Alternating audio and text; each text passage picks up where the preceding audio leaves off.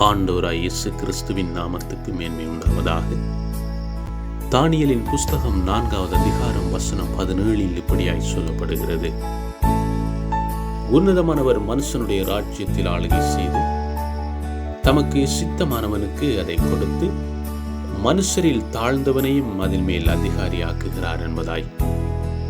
அன்பான தேவஜனமே, மனிதர்களில் தாழ்ந்தவனை கர்த்தர் அதிகாரியாக்குகிறவராயிருக்கிறார்.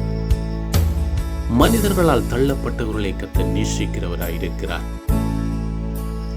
கர்த்தருடைய செயல்கள் வித்தியாசமாயிருக்கிறது.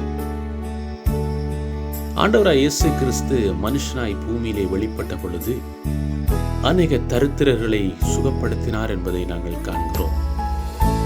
அப்படியானால் அவரை ஏற்றுக்கொண்டு அவருடைய வார்த்தைகளின்படி நாங்கள் வாழும் பொழுது கர்த்தர் எங்களை மேன்மைப்படுத்துகிறார், கர்த்தர் எங்களை ஆசீர்வதிக்கிறார், கர்த்தர் எங்களை உயர்த்துகிறார், கர்த்தர் எங்களை தாங்குகிறவராயிருக்கிறார். ஆண்டவராய் இயேசு கிறிஸ்து உங்களை ஆசீர்வதித்து உங்களை பாதுகாப்பாரா. God bless you.